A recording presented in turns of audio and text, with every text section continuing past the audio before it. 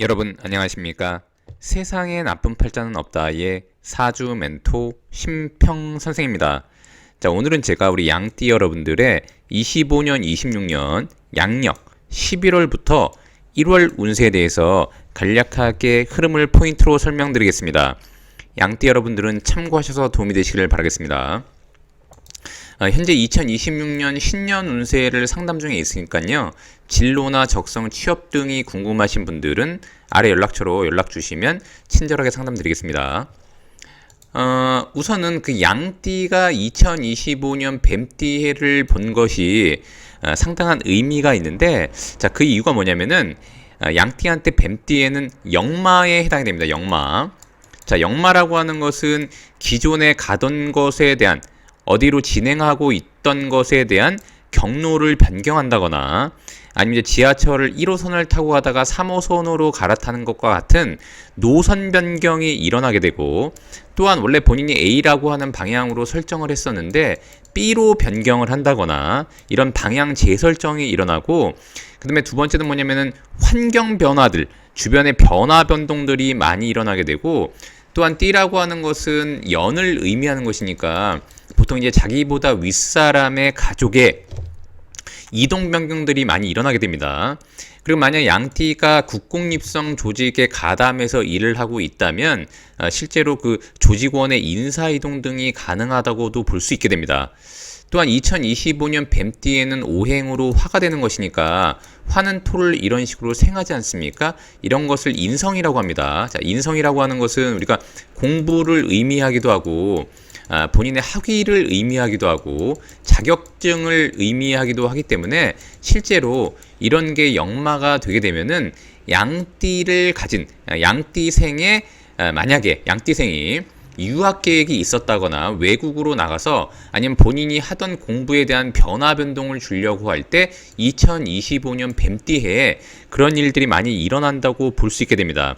또한 뱀띠 같은 경우에는 이제 인성을 의미하는 것이니까 이것은 인증이라던가 아니면 양띠한테는 권한을 의미하기도 하고, 왜냐면 화생토하는 것이니까 본인한테 권한을 주는 것을 의미하기도 하고 계약사항을 의미하기도 합니다. 그 다음에 뭔가 계약에 의해서 매수한 것들을 의미하기도 하기 때문에 만약에 2025년 초반에 양띠가 무언가를 매수했다면, 특히나 이제 주식이라던가 뭐 코인과 같은 이런 위험 자산을 매수한 양띠 같은 경우에는 특히 11월, 12월에 수익이 가능한 월이 됩니다. 자, 그 이유가 뭐냐면은 이 사라고 하는 글자는 계약을 의미하고, 실제로 11월, 12월은 오행으로 수에 해당하는 것이니까 수라고 하는 것은 양띠한테는 토국수 하는 것이니까 이것은 곧 재물에 해당됩니다. 제가 누누이 강조드렸지만 11월부터 1월까지라고 하는 것은 뱀띠해의 변화 양상을 얘기하는 것이니까 실제로 이 계약에 대한 의미는 점점 내려가고, 왜냐하면 화라고 하는 것은 수를 만나게 되면 약화되는 것이니까요. 즉 계약이 돈으로 바뀌는 시점이 11월부터 1월까지의 흐름이라고 볼 수 있게 됩니다. 자, 그러니까 양띠 같은 경우에는 가능하면은 본인이 만약에 수익이 났다고 하면은 11월이나 12월에 일부 매도해서 수익을 내는 것이 좋고, 다만 큰 욕심을 내는 것은 좋지 않습니다. 그래서 반드시 가능하다면 큰 욕심 부리지 말고 일부라도 매도해서 수익 실현을 하는 것을 11월이나 12월에 권장한다고 볼 수 있습니다.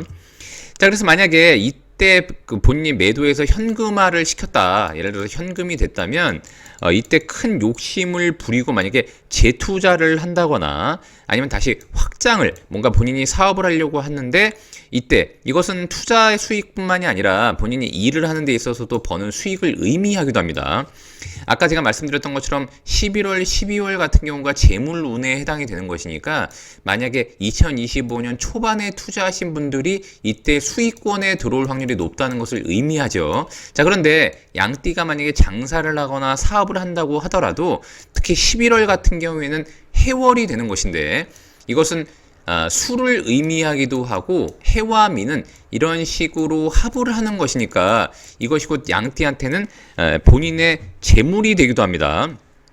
자, 그런데 이때 만약에 너무 이때 11월이나 12월에 이런 재물운에 있어서 다시 이때 벌었던 것을 재투자를 한다거나 아니면 확장을 한다거나 아니면 벌었던 것을 많이 쓰는 지출을 강화하게 되면은 1월에 만약에 11월, 12월에 벌었던 돈을 다시 투자한다고 하면은 자칫 잘못하면 양력 1월에 흔히 말하듯이 다시 물리는 경우가 있습니다.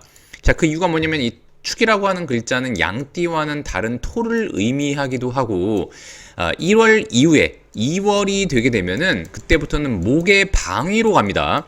자, 이 목이라고 하는 것은 재물의 누설처를 의미하기도 하거니와 2월부터 본격적으로 2026년이 시작되기 때문에 실제 재투자를 다시 한다고 하면은 2026년이 되면은 오히려 부담이 가중되는 경우가 많습니다. 그렇기 때문에 그런 것을 유의해야 되고, 자, 11월 같은 경우에는 새로운 계획이라던가 스케줄을 구성하기에 좋고, 또한 아까도 말씀드렸던 것처럼 해와 미가 이런 식으로 합을 하기 때문에 합의가 잘 만들어져서 나한테 주변의 어떤 상황과 뭔가 일을 전개할 때 나한테 유리한 방향으로 끌고 가기가 좋다고 보시면 됩니다.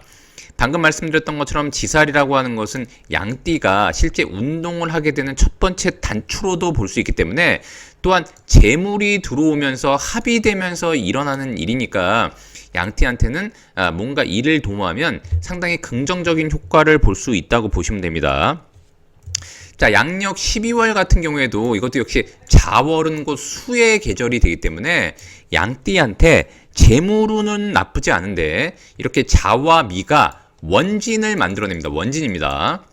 또한 이것은 곧 연살이라고 하는 것이기 때문에 특히 이제 12월 같은 경우에는 양띠가 만약에 11월에 돈을 벌게 되면은 12월에 자신을 과신하거나 아니면 이제 외부에 자랑을 한다거나 아니면 이제 허세를 부린다거나 거만한 행동을 하는 것은 굉장히 좋지 않은데, 이렇게 되면 이것이 곧 원진을 만들기 때문에 오히려 남들한테 안 좋은 이미지로 각인될 가능성이 높다고 볼 수 있습니다.